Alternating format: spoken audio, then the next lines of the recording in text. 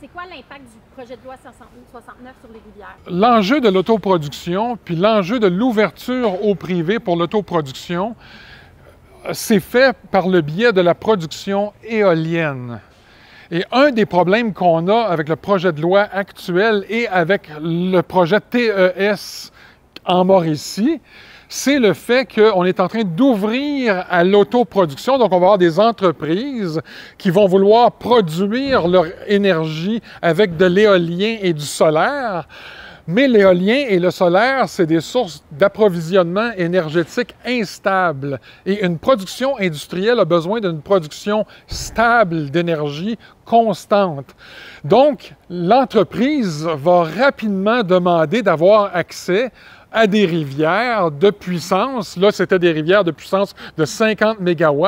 On va vouloir avoir accès à de la puissance de 100 MW pour être autonome au niveau de la production et plus avoir à quêter des blocs d'énergie à Hydro-Québec.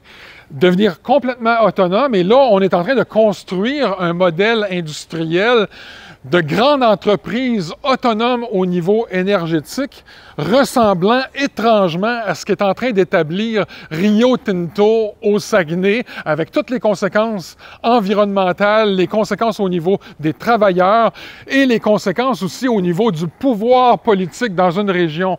Une entreprise multinationale qui devient complètement autosuffisante, qui n'a plus de compte à demander à personne, puis qui est autonome au niveau énergétique, pour les pouvoirs locaux, c'est extrêmement dangereux. En fait, ce qui est problématique, c'est le fait qu'on ouvre avec le 100 MW à des barrages d'ampleur intermédiaire. Et là, ça fait en sorte qu'une centaine de rivières, puis à travers le Québec, là, il y a une centaine de nouvelles rivières pourraient devenir harnachables, surtout si elles sont couplées avec des projets éoliens. On peut atteindre des puissances de 250-350 MW. Couplé avec les rivières, ça devient une puissance stable. Donc, on pourrait avoir des entreprises qui s'en vont coloniser des territoires, prendre accès à des rivières puis à des sites idylliques sur nos rivières, de façon à répondre à leurs besoins énergétiques pour les profits de leurs actionnaires.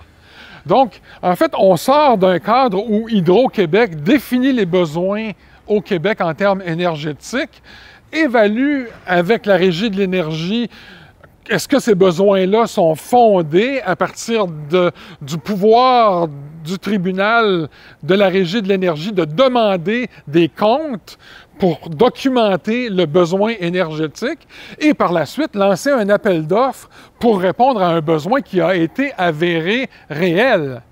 Tandis que dans le contexte que je vous ai présenté d'autoproduction, ça va se faire directement en lien avec le ministre.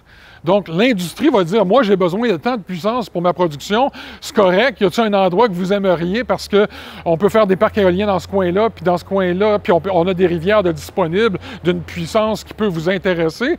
Trouvez l'endroit où vous voulez produire, puis on vous autorisera ça, tu sais. On rentre dans une dynamique où le politique va mettre ses gros sabots dans le développement énergétique du Québec, ce qui est au Québec extrêmement dangereux.